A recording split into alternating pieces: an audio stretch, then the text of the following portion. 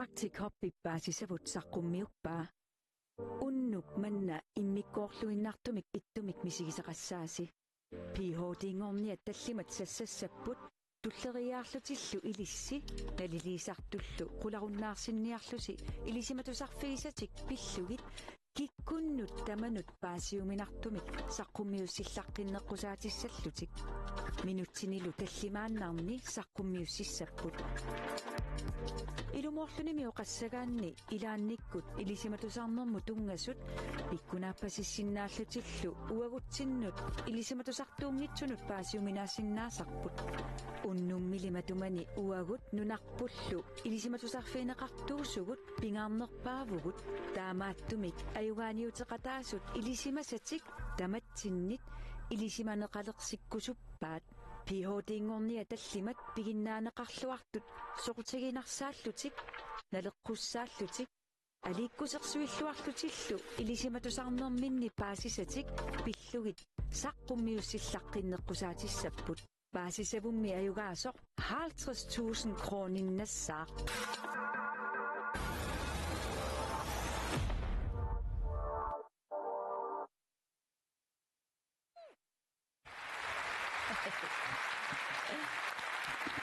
Hallo, isinginnaartut maani hanslungisaalimnajuuttut kiisami paasisavut 2024 aallartippoq qilanarnikoqaangut aamma neriorsornikuuatsigu unnuk pissanganartumik aliikkusersuerpalaartumik taavalu ilisimatusartut ilisimasatik paasinartumik ilissinnut tunniussanga taamaamneriuppungut nuanisarluarumaartusi Uan kimmarnam ateqarpunga unnummullu Arctic Hobby suliai saqqummiutissuakka. Taava TV-kut toqaanartumik ааллагаатитсинга тоqaатингилаассуар тасса ааллагаатитсинеq калааллисут qallunaatut tuluttullu ingерлannеqaссоор таамааммат калааллисут тусаарнаарниарукку мааннаккут TV тулиас коаннаатуумун уссиннаава тассани тасса тоqaannartumik ааллагаатитсини тамаа калааллисут нутсернеqas я Taqqama ilisimattusartungorniat ilisimattusartu tallimat piareersimalluinnarput pissangasoruyussuunikuupput aam piareersarnikooqqaat taava taakkua tikilluaqqunginnerani aamma naliliisartungaayakua pingasut uaniissiasut ilisaratilaarusuppakka ааllaqqaammut ruusanguaruasen ja Tänne ilisimatusarpimmi issittupillungu PhD-ngorniutarnikuuvo taava aamma attaveqaqatinginneq ilisimatusarnerlu pinginnaaneqarfingilluarpai taamaama paasisavummi suliaqarfin taakkunanimarlunni ilisimasani unnumma atorluarsinnaavai taava saniani issiavoq angut Minik Rosing ja Tänne ilisimalluarparput tassa ujarassiortuuvoq aamma Københavns Universitetens sulivutit mini oqalungiarnermi silittaaqarluartoruissuam qunguinnalaartunik saqqummiisarpoq sorpaasiuminarluinnartumi taamamma unnummut naliliisussalu aam tulluarluinnarpoq taawassaniani issiavo Nukaaka Costa Valdau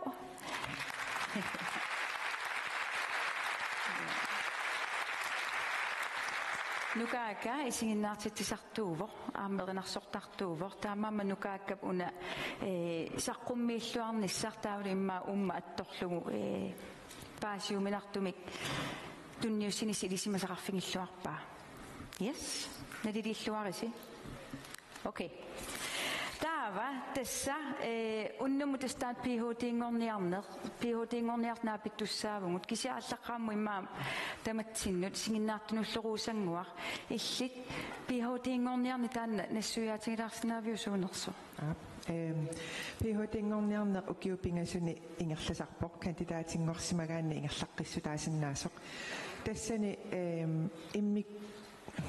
immikkut sammisaqartarput aaliangersimasumik eqimattamik misissuaqarlutik Pingaarutiqarlunilu tassani samminninnermi paasisannutaat nassaarinissaat taakkulu paasisannutaat ааллаавигалугит пиутингорниарнеқ илусилерсортуссааллугу таава тааккуа пиутингорниарнерасингитсумарлуппут соорлу такисоо монографими ингерлааннартами алланеқарсинаавоо қуппернаатериорнеримма миссааниттарпоқ таава аппа эқиматтат соорлу пингасусисамат артикилинтут аллаллугит тааккулу илисиматусарфиусоқ канона мисилитситтарпу тассани аллани илисиматусарфинник амма налилерсуэқатеқарлути окей таатас имааппоқ илисимасатсинниксули илисимасақарфигисатсинник ингерлатитеққиисуссааппут таанна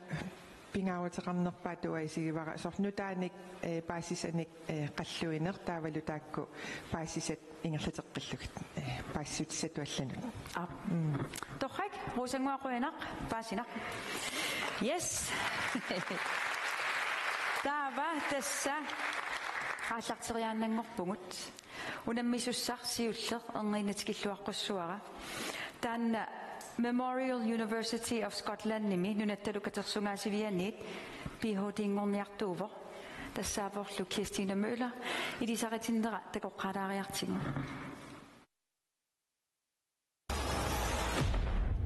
Den måde jeg har valgt at tage min kultur til mig og være sådan stolt ejer af den, det er at søge inspirationer i NKA's samlinger og simpelthen få de her mønstre, som er syet ind i tøj og på skin genstande og få dem tatoveret på min hud.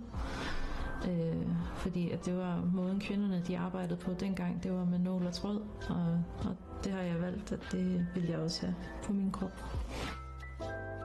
Jeg tror, at for at være med i en konkurrence, som Paasisavut er, skal du være en forsker, som brænder for dit felt, og du skal have noget på hjertet. Og jeg tror, at det bliver en hård konkurrence, fordi at alle finalisterne er super tændte på det, de gør. Så det bliver en spændende konkurrence at være med i.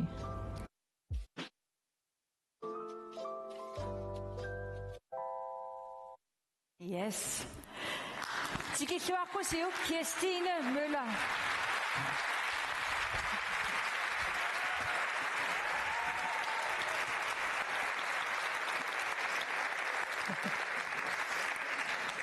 Røgen. Vi ved alle, at Kalaallit Nunaat blev koloniseret for 300 år siden. Men vidste I, at en af de mest indflydelsesrige kvinder i vores historie var den østgrønlandske kvinde Iseq?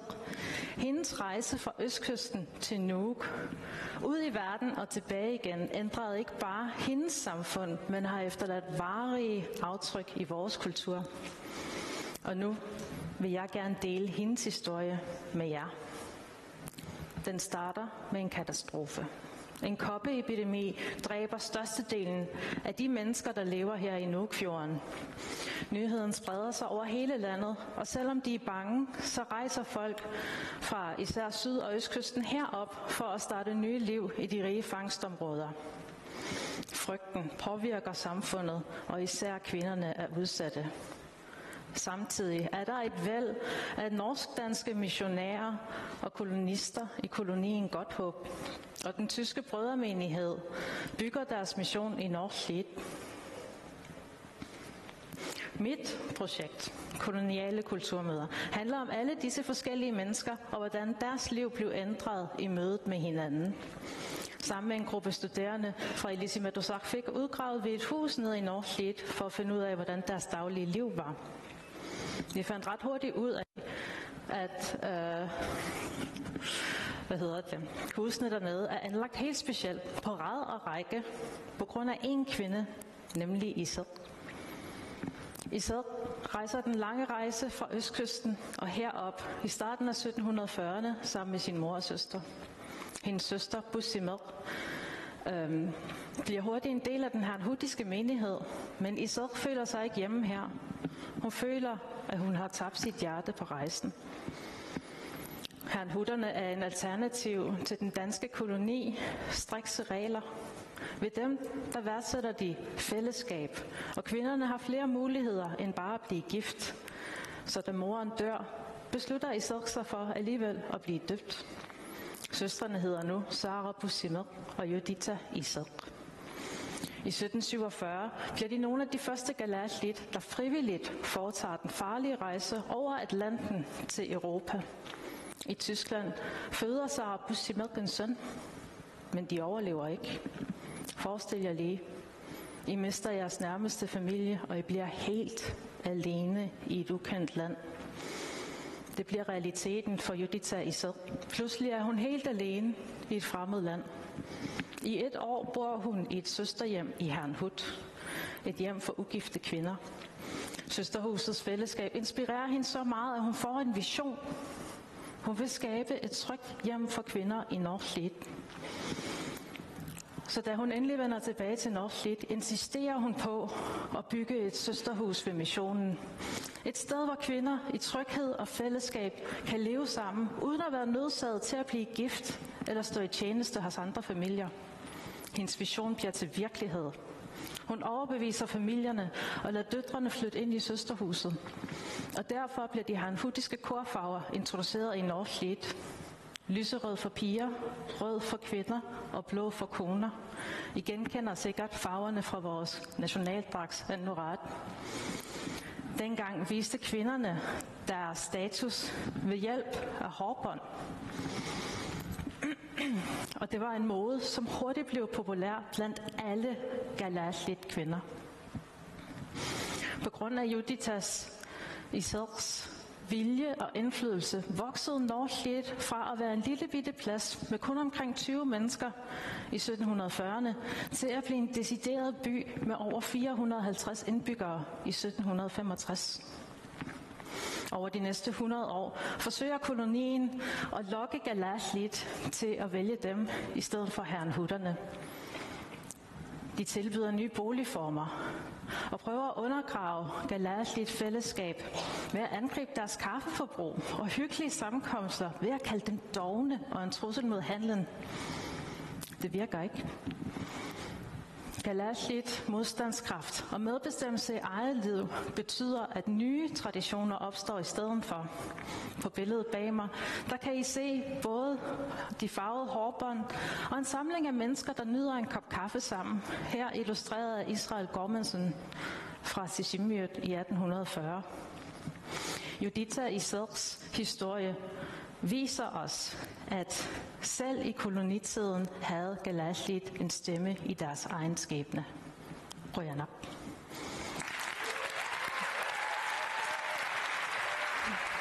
Kirstine.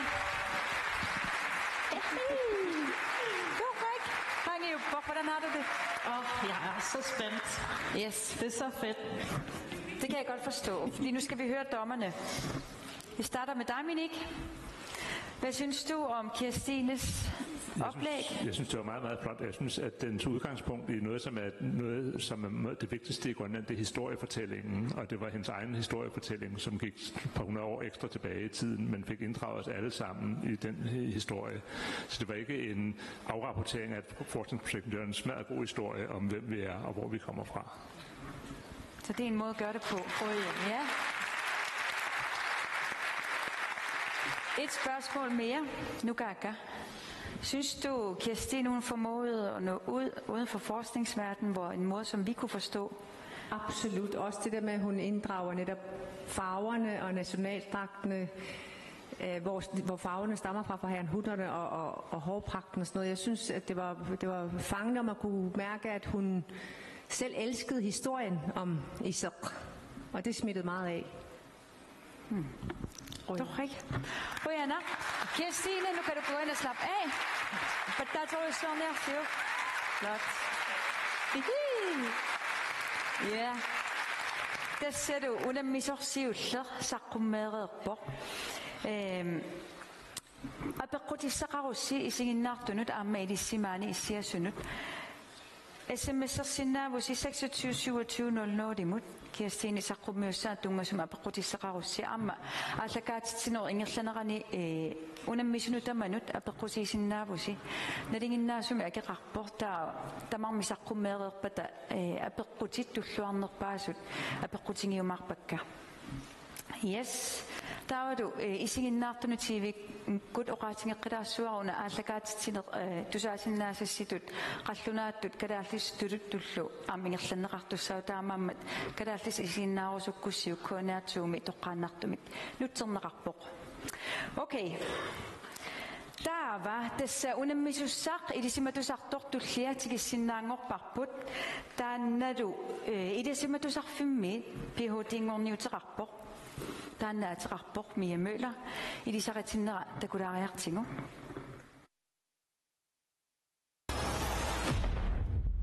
Jeg hedder Mia, og jeg er Ph.D.-studerende ved Ilisimatusarfik og Københavns Universitet. Altså inspirationen til, da jeg første gang kom til Grønland, det er nok fordi, der faktisk er en del i min familie, som kommer herfra. De kommer over fra østkysten og fra Asiat.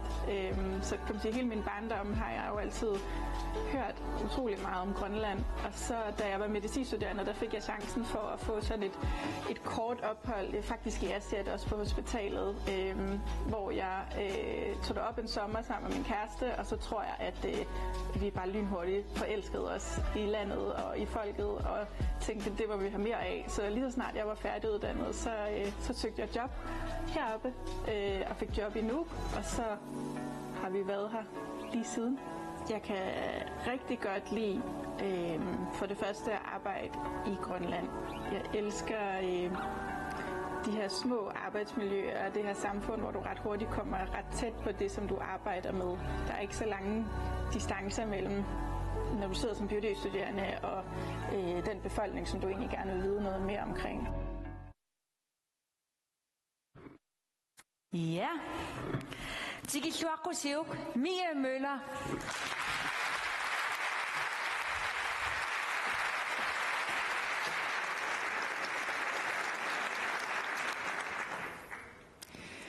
Tænker tilbage til marts 2020. Coronapandemien truer med at lamme et hver hjørne af kloden, også her langt mod nord. Frygten, isolationen, køerne til testcentrene og hamstring af toiletpapir, alt det husker I nok. Men vidste I, at et af de lande, vi troede ville blive hårdest ramt, faktisk var et af dem, der klarede sig bedst?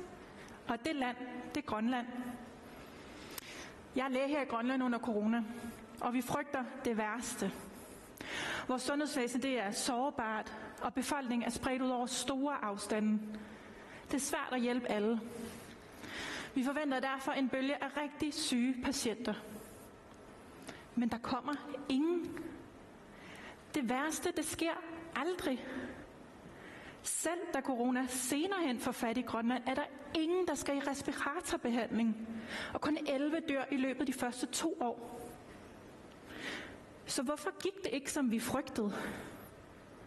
Hvordan kunne et af de mest udsatte lande beskytte sin befolkning så effektivt? Og hvad kan vi og andre lære af det, vi gjorde rigtigt? Det har jeg undersøgt, og det er den historie, jeg gerne vil fortælle jer om i dag. En helt særlig rolle fik den her pind. Kan I huske den? Og følelsen af at blive podet helt oppe i hjernen. Det kan jeg. Alle, der skulle rejse til Grønland, skulle nemlig podes og fremvise en negativ coronatest før afrejse. Også mig. Det var frygteligt. Men det var det værd. Podepinden købte os vigtig tid. Vi udnyttede vores største styrke, nemlig at Grønland er en ø. Vi kunne kontrollere alle, som kom ind i landet, og på den måde så kunne vi kontrollere smitten. For mens coronabølgen den havde resten af verden, så kom corona først til Grønland i efteråret 2021. Og der var vi klædt godt på. For på det tidspunkt, der var de fleste her i Grønland, særligt de mest sårbare, nemlig blevet vaccineret. Og vaccinerne, de gør en kæmpe forskel. Det ved jeg, fordi jeg undersøgte 430 raske grønlænders antistoffer. Antistoffer er en del af kroppens beskyttelse og fungerer som små coronasoldater, der bliver dannet, når vi bliver vaccineret. Og jeg fandt ud af, at over 9 ud af 10 grønlændere havde en høj beskyttelse op til et år efter man blev vaccineret. Det er vildt mange. Galt det så for alle? Nej, personer over 60 år, de havde ikke en så høj beskyttelse. Men der opdagede jeg, at tidligere smitte og boostervaccinationer forstærkede beskyttelsen og gjorde den langvarig hos alle. De fleste blev dog med tiden smittet med corona. Jeg vil derfor gerne undersøge, hvor syge vi egentlig blev, og spurgte 310 voksne her i Nuuk. Og langt de fleste, som har haft corona, sagde, at de bare havde haft det, der mindede om en mild forkølelse. Kun 2,5% blev så syge, at de måtte på hospitalet. Det er langt færre end mange andre steder. Og hvorfor?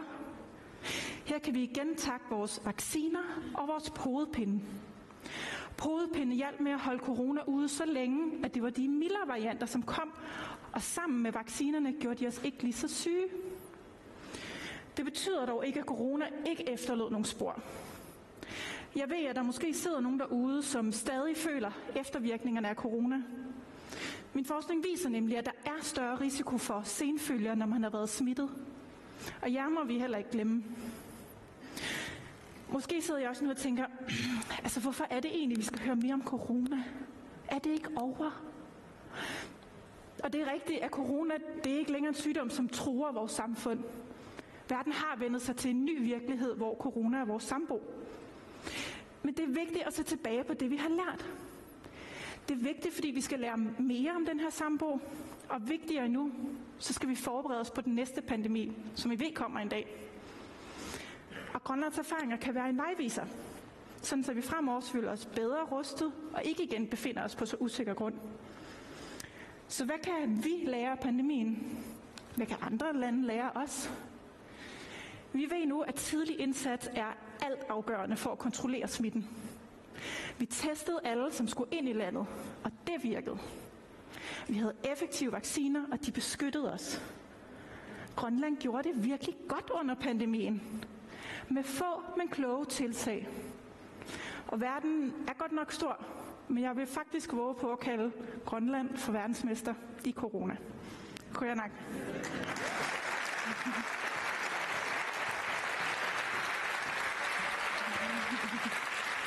Mie Møller, Grønlands er verdensmester i corona. Altså, Rosenmor.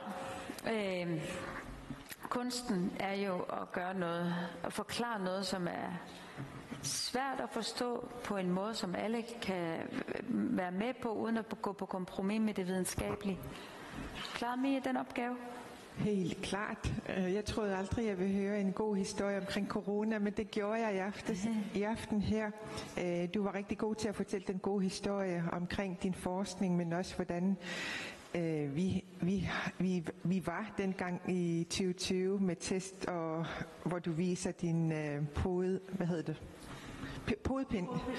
Ja, men også hvor du så stiller nogle spørgsmål, som måske publikum også har brug for at vide, hvorfor du laver den forskning, og hvad var det andet var, hvorfor skal vi høre om corona, når der ikke er corona mere, men at vi skal forberede til det næste. Så det var rigtig fint oplæg. Tak, Rosenwar. Rønner, der er Minik. Hvad synes du om Mies? Jeg synes også, det var en glimrende præsentation, og jeg synes også, det var meget anderledes end den forrige. Det er jo dejligt, når der er lidt variation i det, fordi jeg synes, det her var mere båret af ligesom trangen til at tage sig af sine medmennesker og sit land, og at udbrede en vigtig viden, som man selv har været med til at skabe. Så det var sådan meget mere, synes jeg, en jeg vil ikke sige agitation, men det var for at give os en mulighed for at forstå, hvorfor vi skal gøre, som vi nu skal. Så jeg synes også, det var rigtig godt og meget pædagogisk. Ja, Rønner. Mie Møller. Der tror jeg så mere. Ja, tak. Basis og rammer. Der er jo det, som er sekund. Under misut binger jo andet. Til sin nærmere bunget. Den Aalborg Universitet til mig, PhD-ingen jo til rapport. Der server Regine Møller. Der er som er de så til noget, der kunne have ting.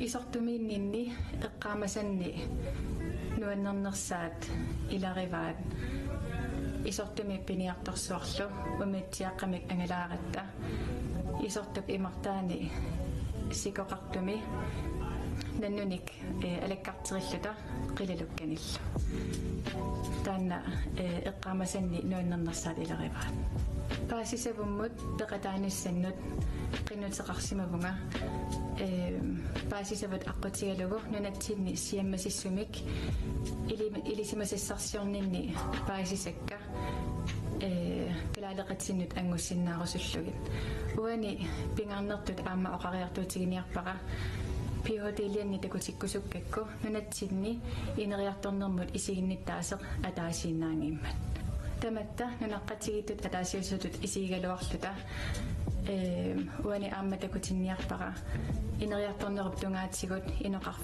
inoqarfimmut isiginnittaatsit assigiingittarmata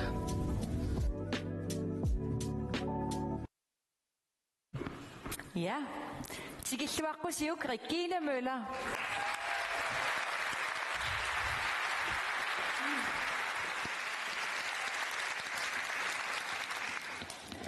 Isortor mangaanniit 600 kilometer missaani ungasissuseqarpoq sooruna isortor soqutiisariaqaripput isortor piniartoqarfiuvoq 50 missaani innuttaasusilik tasiilap kuatinguaniittoq isortumi innuttaasut uagut piniartuunermik kultuurikkut eriagisatsinnik ingerlatsitsipput nunatta ineriartornera piniartoqarfinnut qanoq sunniuteqarpa unnummut isortoq assarsuusiullugu tamanna takutinniarpaqa tamatta piniartunik siuleqarpugut sulilu ullutsinni amerlaqisugut piniartunik ilaqutaqangikkutta nalungisaqarluta ukiumut ataasiaq piniartut ullorsiortineqaraangata tamatta piniartoq qutsaviginiartarpagut uagut piniartutut kultuuritsinnik ileqqutsinnik naleqartilatsinnillu napatitsisuumata soorlu tamatsinnu katersuafiusumik mammarluinnartunik nerisassaqartitsigaangata taamaattumik immaqa aamma nuumiorpallallunga isortumut tikissagama isumaqarsimavunga piniartutut inoriaaseq uumalluartoq takussallu isortumiinninnili isortormit oqaloqatigisarnerini paasiartulerpaqa piniartut atugassarititai naammaginangitsuusut piniartullu atugassarititai naammaginangippata piniartoqqanoq isillutik inoriaasiminnik kinaasuserisatsinnut napatitsilluassagamik minnerungitsumillu ineriartortitsillutik piniartut aningaasaqarniarnermikkut ilungersormata uagut piniartuunermik kultuurepput ulorianartorsiortinneqarpoq assersuutiginnarlugu uagut kultuuritsinni pingaartitaqarput pisat ilaquttatsinnut nunaqqatitsinnullu agguaatissallugit kisianni isortumi piniartut imak ilungersortigipput allaattaanna ileqqoq unitsikkusukkaluarlugu aamma qitornatik piniartungornissaminnu kaammattorusungilaat akerlianilli piniartut aningaasaqarniarnermikkut ilungersungitsuuppata piniartutut ilisimasatik aamma piginnaasatik qitornaminnut ingerlateqqissagaluarpaat takkuuk isortumi innuttaasut piniartutut inoriaasertik attatiinnerusuppaat taamaakkaluartoq kumuneqarfiksermersuumi pilersaarutaavoq nuuk tasiilerlu kisiisa inuttassiartormata illoqarfiillu sinneri inukilliartorlutik illoqarfiit nusserfiinaqartut kisiisa piorsanneqarnissiminnut tungavissaqartut uani ineriartornermi isortoq inoqarfiillu allat peqataatineqangillat qanormi taava eliortoqarsinnaava uani saqqummiinermi akisussaafittut isigaaqa oqaaseq ulluunnarsuutiingisarput ilissinnussaqqumiutinniarlugu tassaavorlu namineq oqartussaassuseqarnermik pisinaatitaaffik namineq oqartussaassuseqarnermik pisinaatitaaffik isumaqarpoq inuviaat soorlu uagukalaallit pisinaatitaaffigiipput suynassarpoq qanoq isikkoqassanersoq ilusulersussallutigu aanaakkугут ангайоққаагут укиорнит 1979 оқартуссаасусеқарникуунгилла 1979 наминеқ оқартуссаасусеқарнермик писинаатилааффик алорлугу наминерсорнеруллутик оқартуссат эққунеқарпоқ туллиссаанилу 2000-ними наминерсорлутик оқартуссат эққунеқарлуни киси мессаккулли нунатта политикериса налигаффингернissar эққартортарпаат тааннарпиар писинаатилааффик алорлугу кисианни наминеқ оқартуссаасусеқарнермик писинаатилааффик налигаффингерниссамут тунгасуиннаангила уагуккалааллит иммитсинут атаасисутут исигалуарлута инеқарфит аама иммиккут оқартуссаасусеқарпут исортормиут иннутаақатигалуарлутигит тааккуа аама намминеқ оқартуссаасусеқарниссаминник писинаатилааффеқарпут аллаққаамат апеққутигу утерфиэққиккукку сооруна исортоқ соқутисариақариппут исортуп эққаасиппаатигут пиниартуунермик культуурерпут аттаннеқараллартоқ аама аттанеқааннарнеқарусуттоқ таамааттумик исортормиут нунатта aqunneqarnerani нунатта инериарторнерани перилаатинеқартуссааллутик қуяна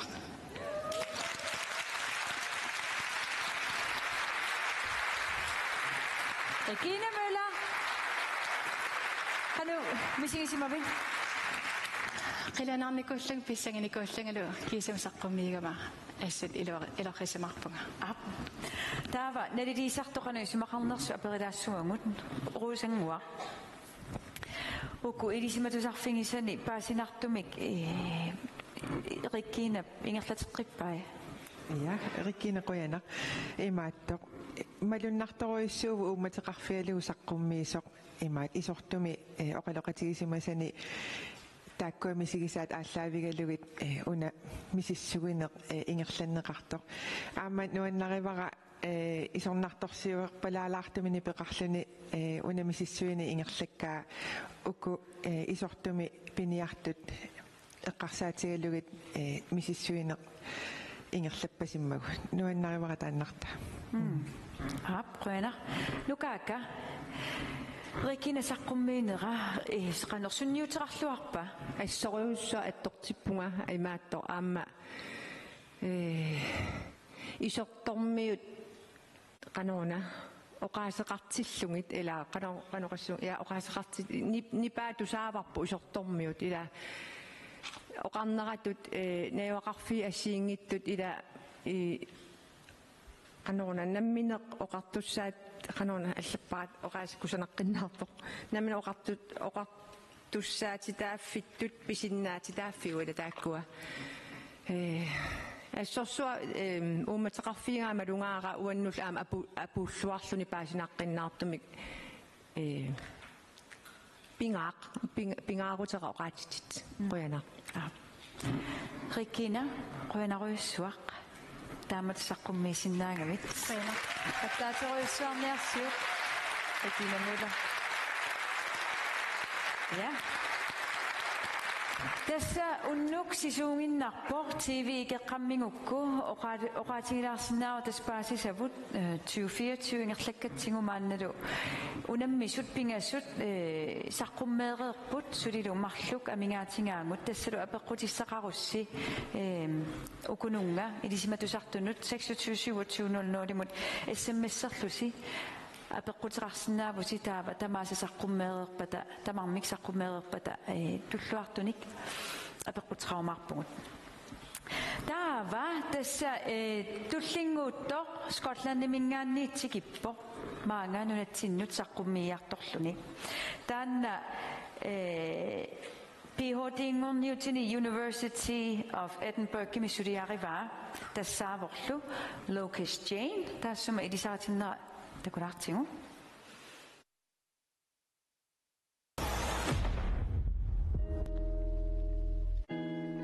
I'm really excited to present my work at Passisavut. I think it's an amazing opportunity. It's one thing studying Greenland and its ice sheet from a desk in Edinburgh. It's another thing entirely actually travelling to Greenland and having the opportunity to share the results of my research with the Greenlandic public and the people who have lived by the ice sheet and whose identity is kind of forged by the ice sheet for hundreds, if not thousands of years. So I'm really excited and grateful for the opportunity. So it's a huge privilege to study something which has been part of the culture for thousands of years, and I really want to do it justice. I hope that on stage I can, convey my enthusiasm, convey my knowledge and results, but also learn from people as well. because I think kind of science communication is always a two-way thing. So I'm really looking forward to the opportunity. I'm really excited to get the chance to go to Greenland because of this competition. I never thought it would happen. Again, I kind of study Greenland on a computer, and it feels very far away and distant. So to actually get the opportunity to travel there, to see the place firsthand, and to communicate with the people what I found and my results, it's a huge privilege, and I'm really excited.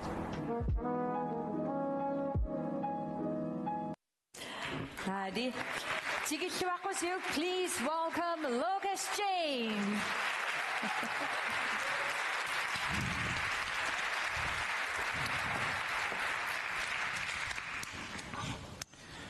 How fast will sea levels rise? This may be the defining question of the 21st century. Across the globe, there's a sense that the world's oceans are a ticking time bomb, creeping steadily higher until, one day, remote islands disappear and coastal communities are forced to flee from their homes. But when is that day? And how certain can we be? We know that the climate is changing and sea levels are rising. But how much will they rise by? And how long do we have? These are questions I grapple with every day, and the key to answering them is just outside. The Greenland ice sheet is melting rapidly, and it could add anywhere from 1 to 18 centimeters to global sea levels by 2100. Now, 18 centimeters may not sound like that much, but across the whole planet, it's huge. 100 times the amount of water in the entire Nuuk fjord system that may or may not be added to our oceans. To protect people across the world, it's vital to narrow that uncertainty in future sea level rise. And that's exactly what I'm trying to do in my PhD. I study one of the key reasons for this uncertainty, the mixture of icebergs and sea ice which floats in front of Greenland's largest glaciers. This mixture, called ice melange, or sikkulsak, is the last defense. It pushes back against the glacier and prevents ice from being lost, like the cork in a bottle. If this melange melts too much and becomes too weak, the cork pops. The glacier starts losing ice, and sea levels start to rise. But that raises a question, the key question of my PhD. How quickly will ice melange melt in the future? The more it melts, the more sea levels rise. But what makes ice melange melt? I'd like to show you using this experiment, but I need your help. I need you to imagine that this is a glacier on the coast of Greenland, and that the fjord filled with the icebergs and sea ice in an ice melange. So, what makes ice melange melt? Two things. 1, ocean temperature. The warmer the water is, the faster the ice will melt. 2, air temperature. Fjords in Greenland have layers of water. To start with, all the warm water, shown here in red, begins at the bottom. Now, imagine this is a glacier. On a hot summer's day, ice on the surface of a glacier melts. This meltwater, shown here in blue, flows down through cracks all the way to the base, forming an underground river which flows out into the fjord.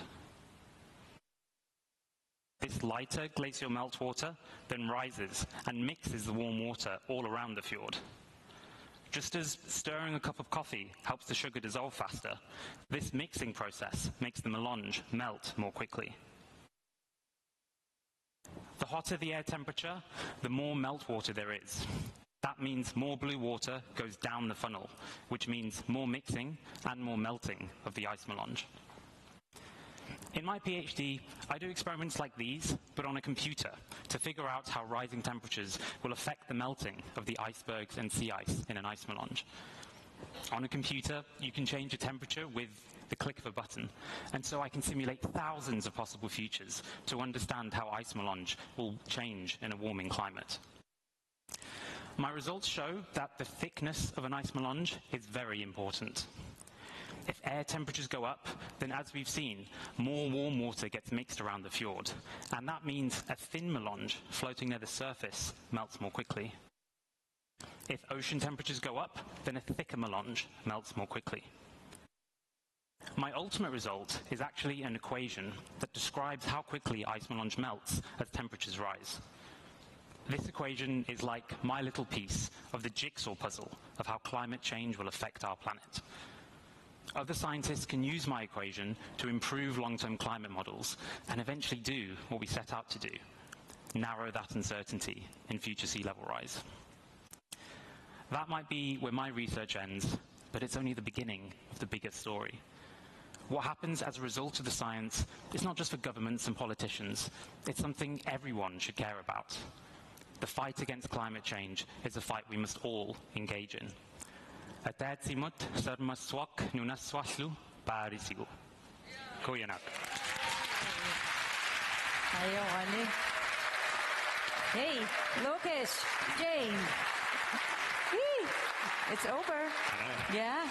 How did it feel performing your research for a Greenlandic live audience? It felt really good just to kind of bring the research I do back home in Edinburgh, but here to the public where it matters. Yeah, it was amazing. It's important. Yeah. So let's hear the judges. Minik, what do you think about his presentation? Well, first of all, it was an excellent centerpiece of an experiment we saw here, because it helped explain exactly what you are doing. Aside from the mathematics, I think that was excellently done. I think also the presentation altogether was kind of projecting a personal engagement in a really important question, and advocating for everybody to basically understand and engage in this quest. So I think it was a very good piece of advocacy you did. Thank you. Minik Rosenmoor. How did he make it like understandable for the broad audience? Did you? Yes, he did. It was a very difficult topic, but you managed to use some words that we could understand, like cork in a bottle, or pushing back the ice, and using the what do you call it? Yeah, your body language, but also the prop you have to show what will happen when the ice sheet is melting. So yes, he did make it understandable. Thank you, Lokesh Jane. Give a big hand to the man from Scotland. Ayonna, ayawata. Gadati soqalla turutaqapullatsiaraagatunamitaayarpaila. Torrak taavatas kingulleq tigissinnaangorparput. Unammisoq taanna 4 ata allaqatani.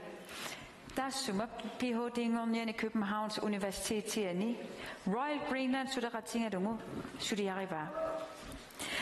Tassavorlu Natasha Severin. Tassuma Elisaratinneram taqqaalaassuarput.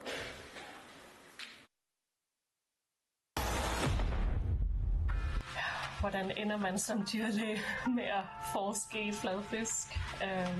Det er jo egentlig et ret godt spørgsmål, for det er lidt spøjst. Jeg kommer fra en familie af sømænd og fiskere, så min far vil nok sige, at jeg har lidt saltvand i blodet til at begynde med. Derfra så har jeg også altid selv haft en stor interesse for havet og livet i havet og vores liv som mennesker med havet. I min specialtid, der skrev jeg en opgave om torsk fra Grønland. Og jeg tror egentlig, da jeg hørte om det her fænomen med jellyhellefisk, der prikkede det lidt til den her interesse. Og da muligheden så bød sig for at komme på lidt flere fiskeeventyr, så tror jeg bare, at jeg var klar til at lidt anker. Det er sådan helt opsat. Tigishuaqqusiuk Natasha Severin.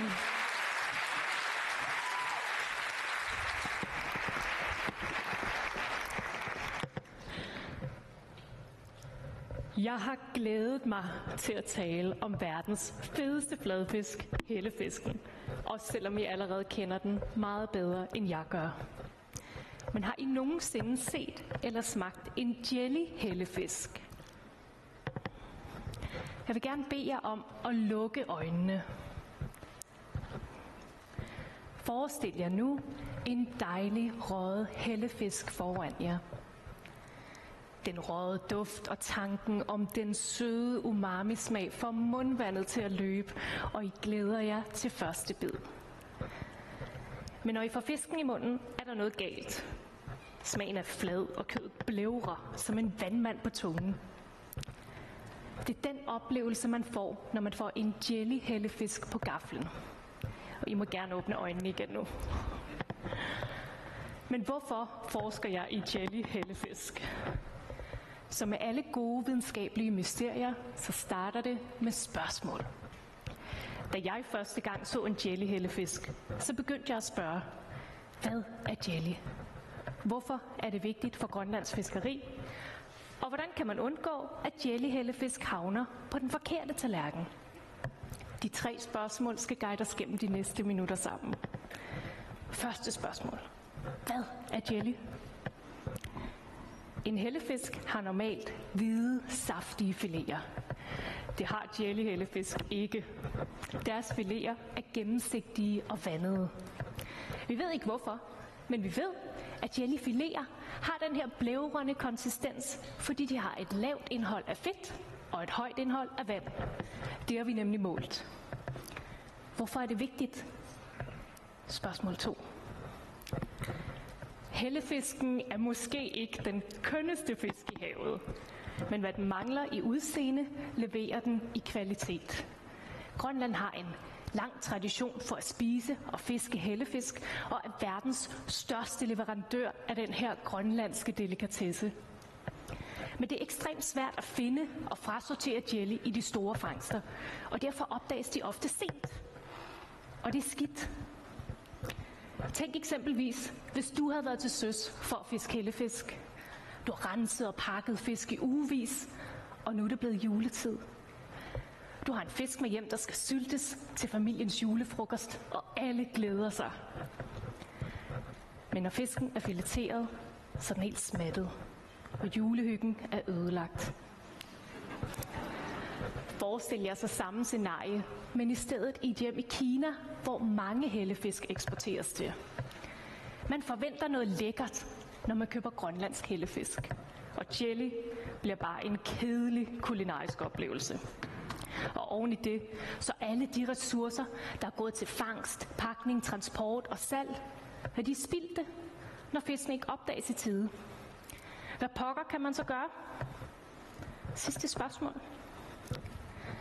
I husker nok, jeg fortalte, at jellyfileter har et lavt indhold af fedt og et højt indhold af vand. I mit projekt har vi prøvet at stoppe den viden ind i en kommerciel fiskescanner. Det har vi gjort for at undersøge, om scanneren kan spotte jelly ud fra filetens indhold af fedt og vand. Lad mig demonstrere. Forestil jer, at jeg er en hellefiskefilet. Når jeg ruller under scanneren på båndet, rammes jeg af 2 lysstråler. Fordelingen af fedt og vand i min krop påvirker måden, lyset optages og reflekteres. Og ud fra lysets opførsel, så kan scanneren se, hvad jeg består af, og fortælle, om jeg er lidt, mellem eller meget jelly. I mit tilfælde er jeg nok mellem jelly. Mine foreløbige resultater viser, at scanneren faktisk godt kan skelne jellyfileter fra normale. Det åbner op for en masse muligheder, og jeg tror, at fiskescannere kommer til at spille en kernerolle i fremtidens fiskeri. Og det er godt nyt for Grønlands fiskeri, men også for os, som elsker hellefisk. Og en fiskescanner vil både kunne sikre, at fangster sorteres bedst muligt, så der bliver mindre spild og tab i fiskeriet, men det vil også kunne sikre, at det er den rigtige hellefisk, der havner på dit julebord. Hojana, tak for i aften.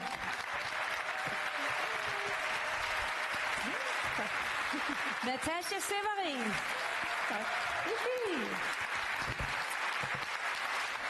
Hvordan synes du selv, det gik? Som det skulle. Som det skulle. Det var godt. Lommelygterne virkede, så. Ja, jeg kunne høre folk, de grinte.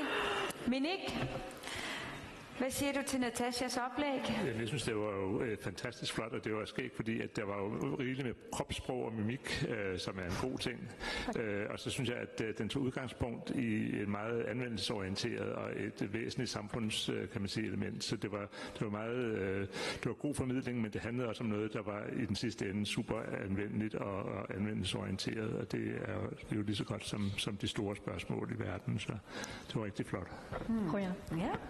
Nugaga, synes du, hun formåede at gøre det levende og underholdende? Absolut. Du var virkelig en rigtig, rigtig god historiefortæller, og du dannede jo en masse billeder, så vi så det for os. Vi så julebordet, vi så hvad du bestod af, og altså, så det var virkelig, altså du havde god humor med, og det gjorde det jo også, som Monique sagde, et vigtigt emne, også både humoristisk, men også nyttigt. Så vi blev både underholdt og fik vigtig information. Ja. Rønner Nugaga. Severin, Natasha Severin. Tusind tak til Natasha. Tässä du Natasha saqqummissuni unamissuni kingullerpaarpaayuvor tassamaannakkut ukuatormerit nalilisussanngorput nalileereerpat tassapaasissuarput kinaaha 50.000 krooninnalluni saqqummiussillarqinnerpaatut ajungaassalersor. Så Dormerit, I kan følge med Rasmus. I skal ind og votere. Spændende, jeg kan forestille mig, at det ikke er nemt. Håber I kan blive enige. Skal vi ikke lige give dem en hånd, bare så det ikke er akavet? Ja. Okay. Doktor, tak.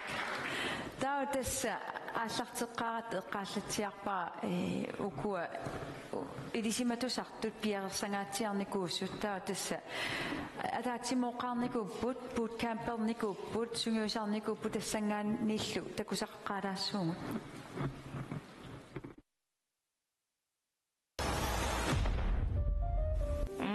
Ja. Jesus, ja.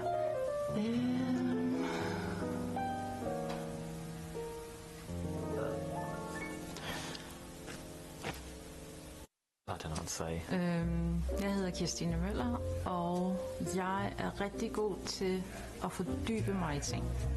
Og det skal helst være et eller andet, hvor jeg også skal være fysisk. My name is Lokesh, and I'm good at, I like learning languages, so I think I'm good at learning languages. I haven't learnt Danish or Greenlandic yet, but maybe one day. Hej, jeg hedder Mie. En ting, jeg er god til, det er at udfordre mig selv. Jeg er god til at finde på nye ting, der skal ske. Jeg er god til at få det til at ske også. Jeg er ikke så god til at kede mig, så jeg tror hurtigt min hjerne arbejder hen mod noget nyt og noget spændende. Hallo gut, Regina Mølleramik ateraqpunga. Uangalo pikorifikka eqqartussagukkit arpanneq eqqartorsinnaavara arpanneq tassa soqutigisarigakku pingartitamma ilarigamikku timip alatinnissaa taava piffisseqalerangama tassa arpattarpunga. Jeg hedder Natasha, og udover at filetere hælefisk, så synes jeg i hvert fald selv, jeg er god til at finde og plukke spisesvampe i naturen.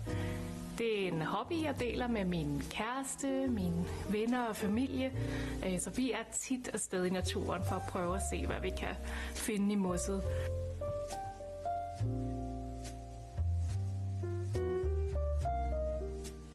Yeah, if I could go back in time to when I started my PhD, I guess I would tell myself that it all kind of works out in the end. I could never have predicted that I would be right here, right now in Greenland, about to tell you all about my research. Hvis jeg skulle give et rigtig godt råd til mig selv som studerende, så ville det være, at der ikke findes nogen dumme spørgsmål. Der er stadigvæk så meget, vi ikke ved om vores egen historie, og de helt simple spørgsmål er ofte de bedste. 2021 mi PhD-lærer allartikkakku massakkut ilikkakka naapertorlugit allartikkamali imminusiunnersarsinnaasuuguma immaradassani siunnersuutigissagalorpara imminuttatiginissaq taavalu ilisimatusarnermi kinaasusserput kalaaliunerpoq qimangikkaluarlugu ilisimatusarner ingerlanneqarsinnaammat ассерсуутигинарлугу нунаккитааниингаанит укуа теориит илисиматусариатсиллу атунгиккалуорлугит аама илисиматусарнеқ kulturитсинниингаанит ааллаавилик таанна аторлугу аама ингерлинеқарсинааммат. Hvis jeg skulle gå lidt over 2 år tilbage i tiden og give mig selv et godt råd i forhold til at være Ph.D.-studerende, så vil jeg nok sige, at man ikke skal tage de der små nederlag, som dukker op en gang imellem, når man er i gang med et 3-årigt projekt. At man ikke skal tage det så tungt. For det er en helt naturlig del af det at blive en god forsker og bedrive god forskning. Det er simpelthen, at nogle gange så går det ikke efter planen. Og det skal nok gå alligevel. Jeg tror, et råd til mig selv, inden jeg startede den her Ph.D., ville være, at du kan mere, end du tror. Man kommer ud for så mange ting, man ikke har prøvet før, når man laver en Ph.D., og man finder ud af, at man kommer igennem det alligevel, og kommer ud på den anden side, og faktisk føler, at det har været en god oplevelse, og man har lært noget nyt, og det er ret fedt. Så det ville jeg ønske, at jeg havde troet måske lidt mere på i starten.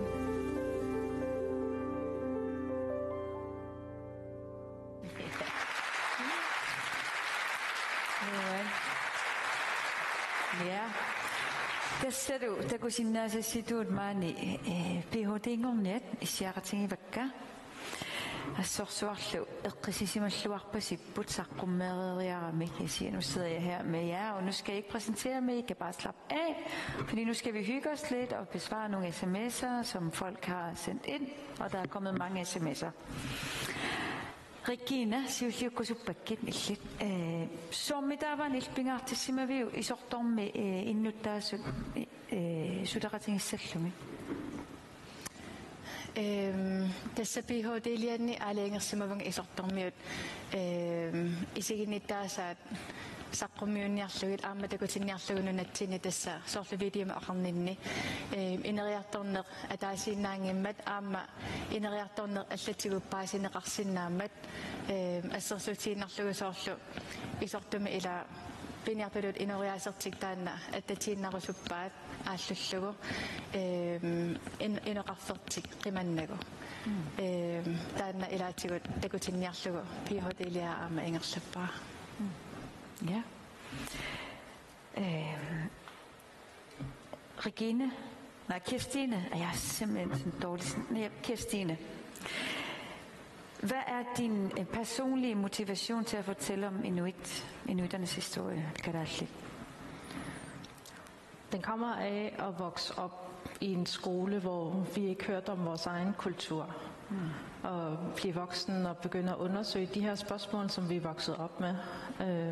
Og det, der motiverer mig nu, det er også at finde ud af, hvad for en rolle havde kvinder i vores samfund. Især i kolonitiden, fordi den bliver ikke så tit fortalt i historiebøgerne eller fundet arkeologisk. Så det er en kæmpe motivation at prøve på at finde nogle svar på de spørgsmål.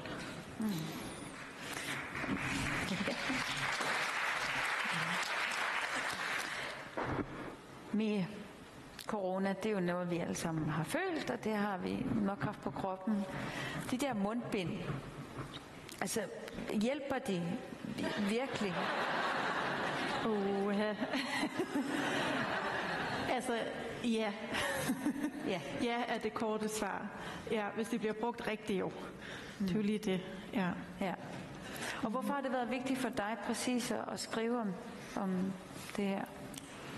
Jeg synes, det er rigtig vigtigt at fremhæve det, der ligesom virkede ved noget af det, som vi alle sammen har været påvirket af. Altså vi har alle sammen gjort vores del for, at vi alle sammen kom bedre igennem pandemien. Og det synes jeg er ret vigtigt også at fortælle tilbage til folk, at det faktisk virkede alt det, man gjorde. Men også at få skrevet det ned, fordi det vil være noget, man får brug for igen. Måske ikke lige sådan i nyere tid, men det er vigtigt, at der er nogen, der har undersøgt det og skrevet det ned, så vi ikke glemmer det, fordi det har mennesket lidt med at gøre, så er man videre, så tænker man ikke på det. Ja, tak. Hello, Kish. This is your very first time in Greenland. How does it feel? Very surreal. like I said in the video, I've been studying Greenland for 2 years on a computer. Mainly I do simulations looking at how icebergs melt, but doing all your work on a computer, sometimes it can feel very remote, very hard to remind myself of what it's all about. So kind of coming here, seeing icebergs, seeing the ice sheet for the first time, and also like meeting the people of Greenland and learning more about the history, about the culture, by meeting people also through Pasisavut as well, and listening to everybody's presentations. It's been an amazing experience. I definitely want to come back. Yeah, well, I think you will have many new friends here that you can visit again. But why did you become interested in this? Was it called Melange? Mm-hmm. Mm-hmm. I think mainly I had studied physics and maths, and I always enjoyed that, but I wanted to use the skills that I had and apply it to a wider problem. So I was kind of more interested in doing something with climate science, doing something with using the physics and maths skills that I had, but applying it to something in climate change. And then I stumbled upon this project. I didn't know anything about glaciers and ice, and then suddenly I kind of, fell in love, and here we are. Mm-hmm. Exciting. Apip, thank you. Natasha, hvad er det for nogle forandringer, du drømmer om, at din Ph.D. kan skabe? De forandringer, jeg drømmer om, at min Ph.D. kan skabe, jamen min Ph.D. handler egentlig om 2 ting. Det handler på at blive klogere på, hvad der foregår i de her fisk, som af en eller anden grund er eller bliver jelly. Så handler det også om at finde nogle værktøjer, så man bedre kan få sorteret de her fisk, så man kan sikre kvaliteten i eksporterne, og samtidig også øge bæredygtigheden i fiskeriet ved at mindske nogle af de spild og tab, som jelly i fangsterne kan medføre. Og så håber jeg også at kunne bidrage til at komme med nogle svar på det her jelly-mysterie, som lidt er en gåde. Ja, Monique. Vi håber på det. Ja, okay. Regina, una masakko ima tapasi sa mo pakatano. Idin no kano sunitun niusiba. Siullormik таматтакуусасерранику qanor soorlumaani isiinimisaqqumiinissamu taana assut immaaqam tunisut annertoriussuor tamatsinnu kisia aamma minnerungitsumik assut nuannareqaara una periarfissa atorluarluga aama isortormiut isiginnittaasaasaqqumiussinnaagak. Christine, så kan jeg spørge dig, hvad har det givet dig at være med til Pasisavut? Hvorfor skal vi have sådan et event her? Noget af det vigtigste ved forskning, synes jeg, er, at formidling kommer ud til folket. Og ved at have en scene, hvor folk kan komme op og dele deres passion og vise det til folk, alt det her, vi kan lære endnu om verden, tror jeg er rigtig vigtigt, fordi det kan inspirere andre til at stille spørgsmål også og finde ud af nogle nye svar. Altså det at kunne få lov til at tale til hele Grønland, gør nogen. Det er mega fedt. Ja. Hvad siger du til det, Mia? Jeg er helt enig. Altså jeg tror, at som Ph.D.-studerende er det en kæmpe gave at få lov til at stå og fortælle, hvad man laver til så mange mennesker. Jeg tror, at det værste frygt er, at man laver en masse arbejde, en hel Ph.D., og så bliver det bare lagt i en skuffe, og så er der ingen, der hører om det, og man tænker, hvad nyttede det lige? Så det her, det er jo bare, det er virkelig fedt, at man får lov til at dele det med andre og give lidt tilbage. How was Lokesh? How was it being backstage? How was the atmosphere after and before you did your? Before it was a bit tense, but we had our own ways of de-stressing. I think a few dancing exercises always help. Afterwards, just I don't know, just a huge weight off our shoulders, I think. But it was very surreal just being backstage. I had no idea what to expect, but it was a great experience. Is there something in particular, like, I don't know, sorry, it's because I spoke with you. Now I'm going to ask in Danish and in Greenlandic. Er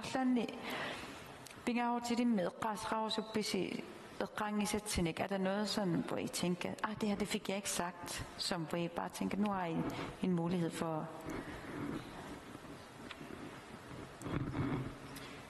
Natasha? Nej? I har jo også øvet jer helt, det er også et dumt spørgsmål, ikke? Men det kunne godt være, at det var sådan, så kunne det være...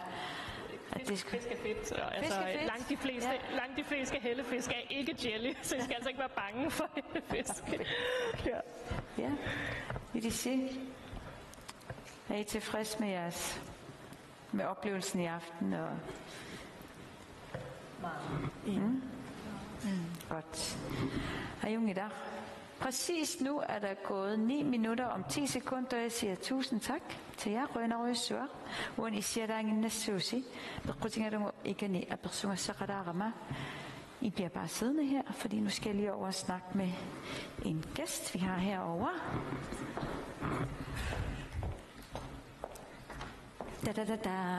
Altså.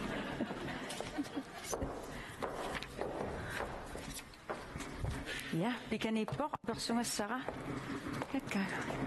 Ayuna. Vivian Motsfeldt. Der kommer ingen der sunger, der mikrofonen med om du så unger, som ingen nævner. I der. Tænk ud nok bare under. Han skal gå. Hallo Vivian Motsfeldt, der var under oratingen slutter suara kokkorinangama. Illitassa naaranga fingornissamut nunalluallanut ilisimatusarnermullu naalakkersuisuutit. Appi. Illiunnummut ukuasaqqumiinerani arlaani nutaani pissarsiaqarpit. Tässä ilisimasnu tamam pissarsiaqarnartuaanarput isimaqarpung saqqimmiineqart soqutiginartoruussuusut aamalu agguataarsimalluartut nunaqarfitsin tungasut sermersuarm tungasut oqaluttuarisaanitsin tungasut awam tunisassiernitsin tungaviit pingaarnerpaan tungassuteqar taamam soqutiginartoruussuup tamam saqqimmiineqart. Sooruna taamatut imatut pisuqarnissa pingaaruteqartoq.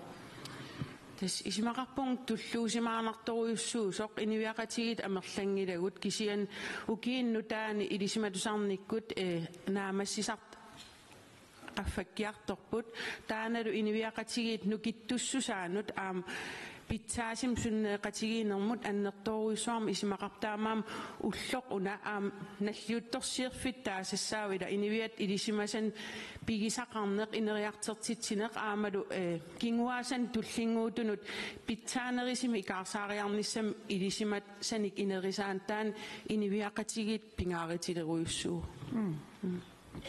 Ilumut taamaappo.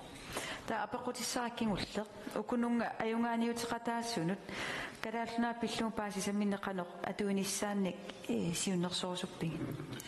Tespingaarnerpaat isimaqarpung ilisimassoorunam qaffasis suliarinerani suliataan annertoruissuusarpoq sulial pingaarnerpaartaa tassaasarp iniviaqatigiin qanitut paasinartungorlugu atassiserneqarnissaa taamaam pingaarnerpaattaan soorunam ilisimas nutaarpilersitartaan iniviaqatigin iluaqitaasissaawoq uanil saqqimmiineqart tamarmik takussutissaqarqan annertitigisim iniviaqatigin iluaqitaasissam suliaqarsimmanera taamaam iniviaqatigin atassusiinertaakunungalu iluaqitissangortitsin.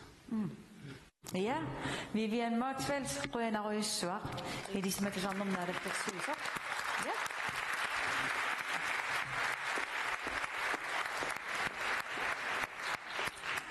Ja, tämä on tässä unatortariarupara. Pikkuatormerit. Aaliangersimammata. Maani piareersimallutik nikorfapput minik ruusanguart nukaakalu pissangana tadadada. Taava amma maanga tikilluaqqorsupaanaalakkersiulittaasuat mutiporup eeged taassumap aayunakusanarluinnartoq. Ayungaasuk pissaa paarivaa taannalu ayungaasumut pinniukkumarpaa. Okay? Så, nu kommer vi til det spændende. Nukaka, taqqamanili sinaliteqqammivusi. Illit oqaatingisinnaaviyukkina ayungaalluni saqqummisuni 50.000 kroner 50.000 kroner næsten så. Ja, det kan da. Og der er ting svar punkt, der med det ting var til simmerpunkt assut. Vi har været meget betaget af alle jeres oplæg og PhD halløjsager, fordi jeg er skuespiller, så for mig hedder det PhD. Nej. Men det har været både med masser af humor og med meget passion. Og det har været, vi kunne mærke, at det var jeres hjerte meget nært. Umatrafing historisk, som er du nok på et dog til nationet. Det har været svært for os at vælge. Vi har været op og slås, og nej, det har vi ikke. Men jeg har ikke lyst til at sige det, så jeg giver mikrofonen videre til Rosengård. Men tillykke alle sammen, bistår rigtig. Congratulations, it was amazing. Thank you very much. Sorry, I forgot to speak English. Rosengård English. I would like to. Nalillersuutit saqqumiuteqqassanerigut imaluunniit atiataariarlugu nalillersuutai saqqumiutissanerlugit.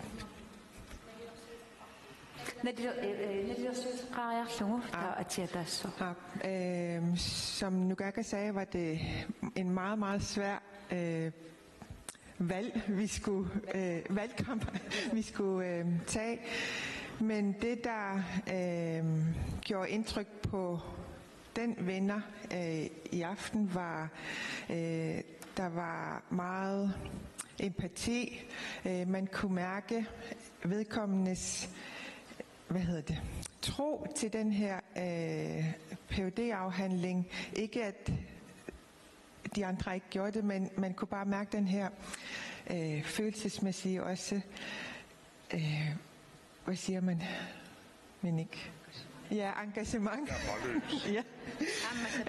Ja, og den, ja, og mod. Stort mod. Ja. Og vigtighed. Det var en af de ting, vi tænkte, der kunne få vedkommende til at vinde den her Basisavut formidlingskonkurrence. Mm-hmm. Ja. Ja. Nå, vi synger der ret. Ja. Og Ratigine Savarat. Ayuga Vorlo. Og vinderen er...